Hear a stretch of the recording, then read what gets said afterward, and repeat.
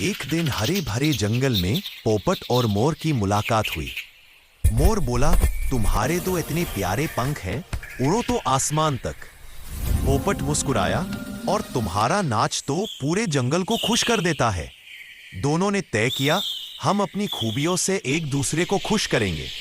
पोपट रोज मीठे गीत सुनाता, मोर रंगीन पंख फैलाकर नाचता। धीरे धीरे पूरे जंगल में उनकी दोस्ती की मिसाल बन गई।